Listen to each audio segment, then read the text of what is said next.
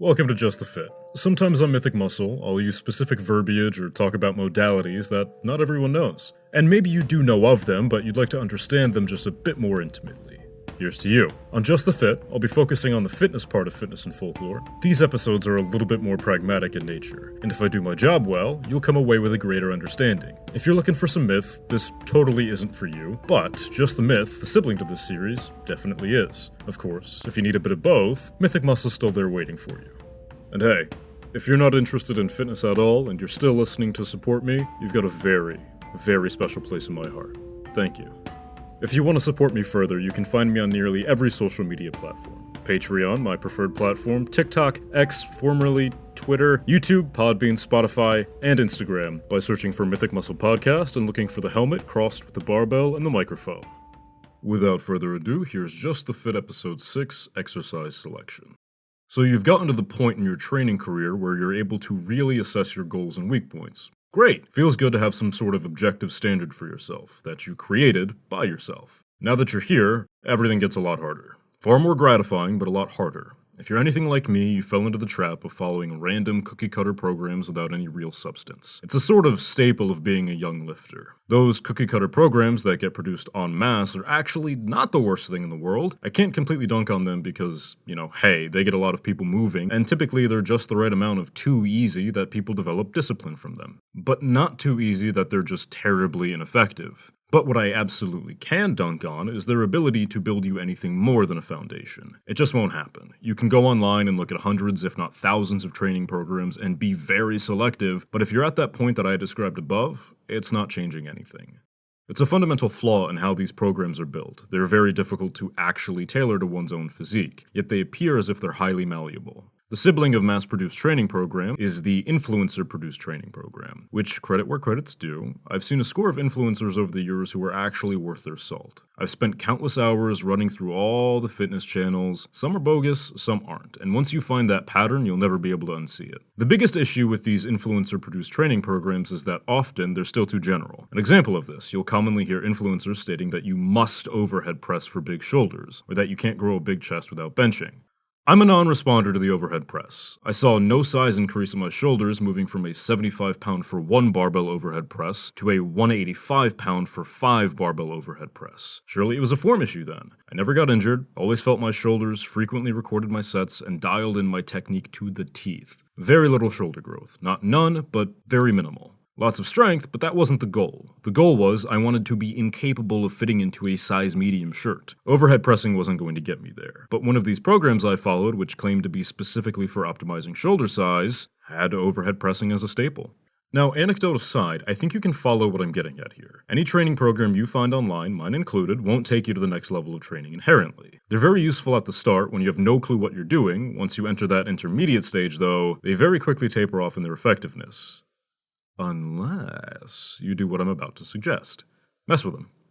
Yeah, just mess with them. Take an influencer's program, one of the free ones, run it for a week, take what you like and write that down. Find another influencer's training program, run it for a week, take what you like and write that down. Swiftly, you've created your own training program that's tailored to your needs and is further in line with your goals. That idea seems pretty obvious, and frankly, it is, but I think it's also relatively important to recognize that this is basically how all of exercise science has been done over the years. Take what works for your specific athlete, toss what doesn't. Do studies, assess, make the decision to keep it or throw it away. It would be exceedingly lazy of me to end this episode here, only having explained the most obvious way to build a program imaginable.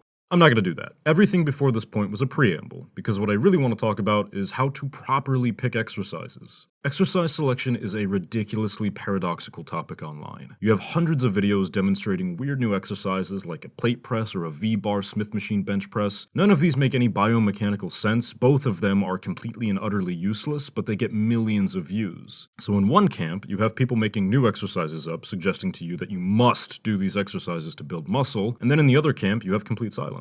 With that said, there are phenomenal videos, journals, and general resources that explain exercise selection beautifully and concisely, but they're not sensationalized, and therefore, they're silenced. Obviously, it's relative, right? Relatively speaking, the videos that aren't some massively jacked dude performing a side lateral overhead hamstring squat curl into a barbell extended Romanian pull-up aren't getting no views, but they're getting a lot less. So because of that, I've decided to neatly package exactly what you need to know to properly pick an exercise to add to your program, to optimize your training to effectively and efficiently meet your goals. As always, it's best to break down a huge topic into smaller, nearly formulaic statements. Effective training is training that is consistently propelling you toward your goal while also keeping you injury-free and teaching you throughout the process. Training without learning is a huge recipe for plateauing.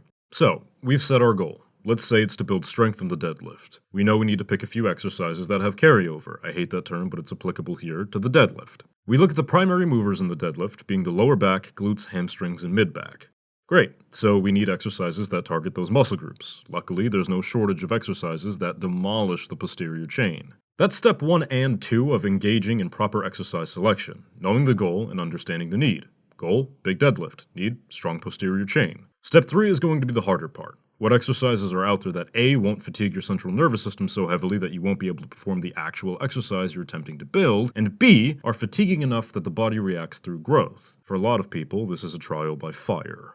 You'll come home one day from the gym and just feel awful. Wake up the next day, you're supposed to deadlift, but your hamstrings are just too burnt from hamstring curls. Now you can't deadlift. You could, if you really wanted to, perceive this as a step backward from your goal, but it isn't. You've learned a critical piece of information. Don't hamstring curl the day before deadlifting. Or do so, but cut the weight in half, or change the amount of sets you're doing, or put it at the end of the training session when you're more fatigued. From there, once you start changing the exercise format around, assess your movement toward your goal. A way to do this is as follows. Perform your target exercise. Look to see what the limiting factor is. Are your hamstrings so sore that you consciously avoid engaging them all the way? Does your grip fail the minute you get above your knee? Are you incapable of breaking the bar from the ground? Now you're looking at your program and saying, okay, well, hamstring curls are killing my legs. My legs don't recover from them quickly, and they weren't the limiting factor at the beginning anyway. Let's get rid of that movement or focus less on it. So that's part A of step 3 covered. You found that hamstring curls are just too taxing for you. They're impacting your performance too heavily, all the while the targeted muscle of the exercise isn't even the limiting factor. Part B of step 3 next. Look at the areas in which you've most improved. For example, if your grip has gotten better and it's transferred into your deadlift lockout, great, keep doing what you're doing. Whatever exercises you're doing for forearms are exercises that should stay. Alternatively, if your grip hasn't gotten better, you're still struggling to keep the bar at your waist during the lockout, but your forearms are never really all that sore, try adding in more exercises for grip. It seems pretty simple, and it is, but I know there are plenty of you out there who, once you hit that bar, your brain shuts off.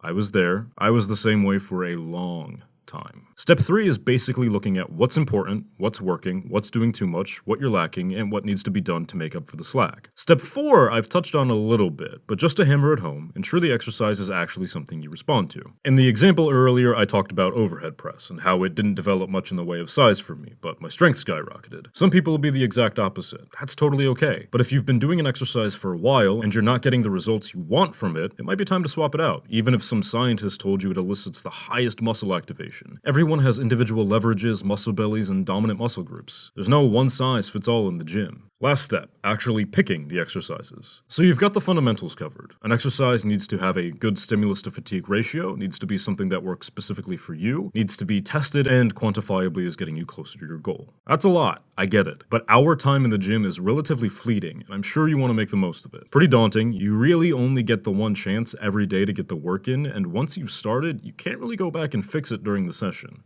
Growth comes from consistency, and consistency is spawned from understanding. Understanding of the goal, of your body, of the work you need to put in, that's how you'll see the best results. When you're looking at actually picking exercises, you'll want to pick exercises that complement the program, not the other exercises. For example, and keeping with our deadlift scenario from before, strict curls and hammer curls are complementary. They both target the bicep, with hammer curls having a massive emphasis on the brachialis, whereas strict curls really target the short and long head. Issue is, though, these two exercises hit the same muscle group, in nearly the same way, with slight differentials in emphasis, meaning you're doubling the volume of training for that muscle group, which is great for building bicep size, but let's think for a moment. Your body has a limited amount of energy it can output, fatigue sets in rapidly. With doing those two forms of curls, you've absolutely sacrificed something in the process. Instead, if you chose one of those exercises to focus on and really milked those sets for everything they had, and then you went and performed forearm curls instead, you've effectively hit the biceps, which are a part of the deadlift, just not massive, with a ton of intensity, fatiguing them pretty heavily, and then you've also hit a second muscle group used in the deadlift, with a limited amount of fatigue on the muscle. The total accumulated fatigue of doing strict curls and hammer curls would drastically impact your ability to train forearms, thus making it less effective. So much so, it might even be worth just not training the forearms now. Training with proper intensity will do this to you, and that's why it's so important to pick exercises that complement the program, not the other exercises. 2 exercises staggered through an entire training session targeting the same muscle is very likely more beneficial than 2 exercises stacked next to each other that target the same muscle. Moreover, if we understand the goal, it's easier to properly pin what the focus should be. Let me share what I currently do to train back. My goal right now is primarily hypertrophy, and I'm in a maintenance phase. I start with 4 sets of wide grip pull-ups using fat group attachments. I do 8 to 12 reps with an indeterminate amount of time between sets. I've been doing this long enough to know when my body is ready to go, and when it's more beneficial to wait just a bit longer to have a better set. From there, I move into close grip lat pull-downs, 4 sets, 8 to 12 reps, with a huge focus on milking the eccentric as slowly as I can.